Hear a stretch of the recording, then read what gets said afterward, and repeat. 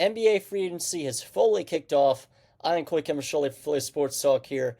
Going to break down some of the bigger news, signings, trades, extensions of just the more relative players from around the league. And yeah, I'll get right into it. I'll give my thoughts and opinions on each deal, and we'll discuss it.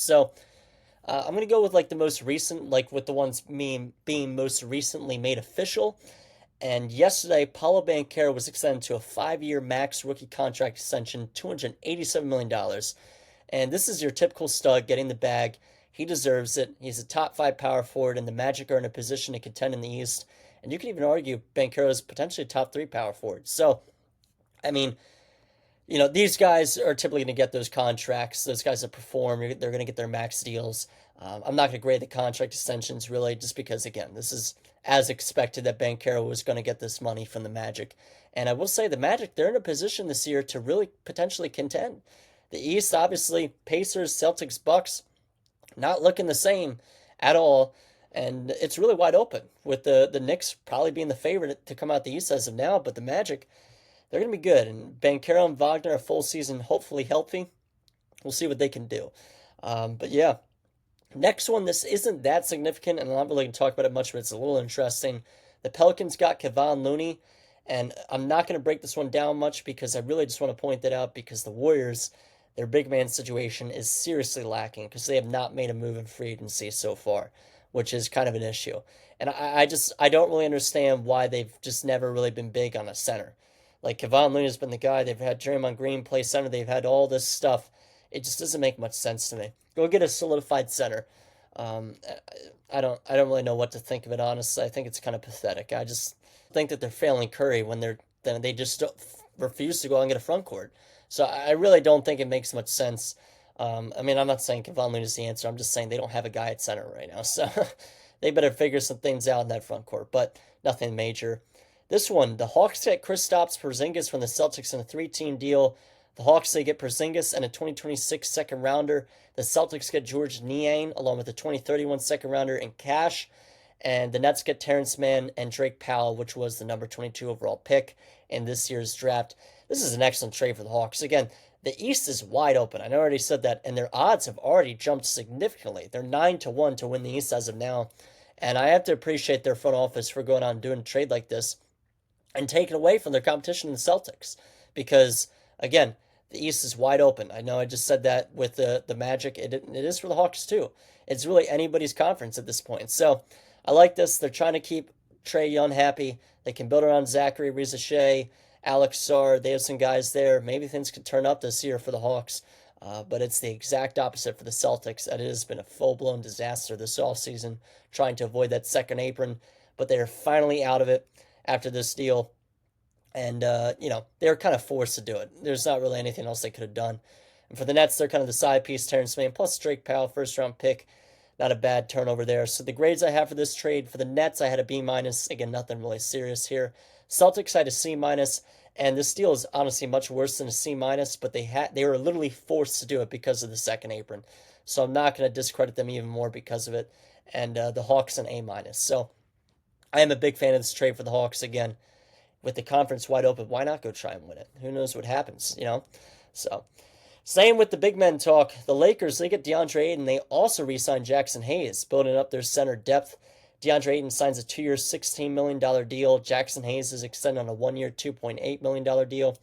I'm going to combine both of these signings, give them a B+ for both, for trying to solidify their center position. Ayton still has a little potential left in him. He was a very solid center for the Phoenix when they were in their contending days, and things just never really panned out after that. It just kind of became a disaster later on. Well, not a disaster, but just never lived up to that number 1 overall pick hype. He was, a very solid center with the Phoenix, and they're hoping they can milk that out of him with next to LeBron James and Luka Doncic. So I'm interested to see how Jackson Hayes is utilized, but I really like the Lakers going out, trying to establish their center position by getting these two guys under contract. Next, we had I was about to say the Lakers. The Mavs, they extended Kyrie Irving on a 3-year, $119 million deal.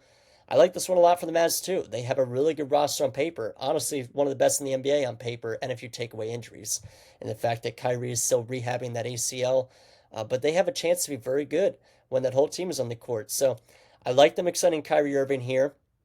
And with that injury, they are planning on trying to contend this year. They signed D'Angelo Russell in hopes to hold down the fort for Kyrie until he comes back. And it's a pretty friendly deal, pretty team-friendly deal. 2-year, $11.6 million deal. Nothing crazy. D'Lo obviously doesn't deserve an insane bag, but I really like the signing. Again, the Mavs are trying to do everything they can to contend as soon as possible and just try to forget about the Luka Doncic trade. And I think D'Lo could be a good option for when Kyrie does return, meaning off the bench. So it also forces Kyrie Irving not to feel rushed if D'Lo can ball out for a little while and the Mavs can kind of hold, stay afloat in the Western Conference. It's obviously very difficult in that Western Conference right now, but I grade this signing a B. I really like it for the Mavericks. They're trying to win.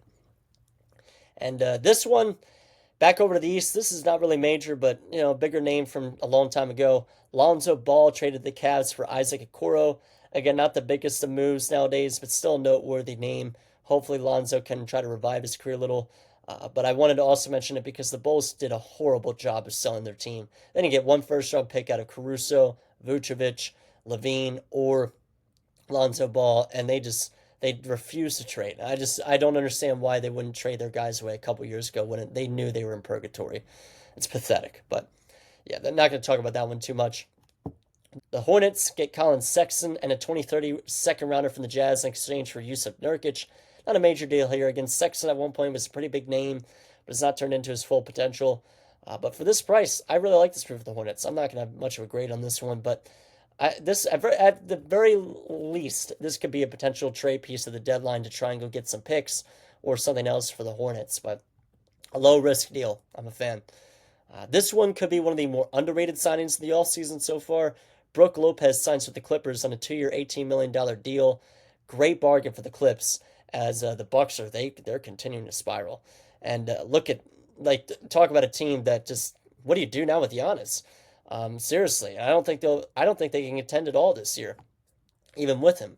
But for the Clips, at least, this is a B plus. They're looking to try and get out of that Western Conference again. A very difficult job to do nowadays with how stacked it is. The center position is very valued, so I'm a fan of this signing. And on the topic of the Bucks, though, they waived Damian Lillard, which was some big-time news. He hits the open market and could sign with a formidable contender. He's rehabbing that Achilles injury, obviously. Who knows what he's like when he comes back. Maybe he's just a shell of himself. I'm not sure. The Bucks will be paying his contract over the next 5 years, so we'll have to see what happens with Dame and his contract situation where he decides to sign, because I doubt he even plays this year at all.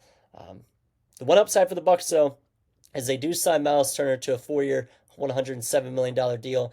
At the same time, I'm not sure this kind of money should have been allocated towards Turner. He's coming off a finals run with the Pacers, obviously. Solid all-around player. I give it a B-.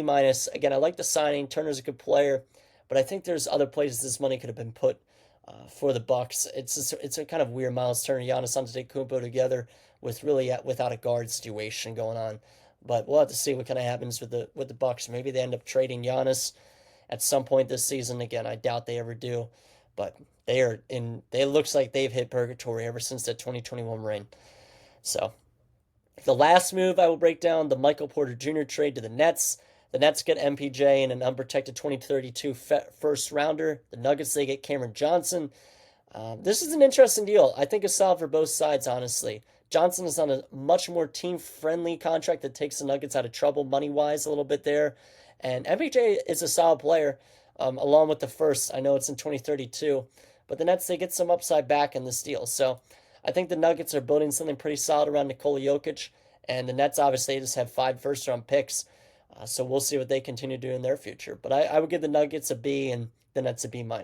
So overall, that's about it so far from the offseason. As of now, obviously, there will be more signings, more big-time trades potentially or whatever. And when that does come out, I will be out here recapping it. So, but that'll do it here. Thank you guys so much for listening.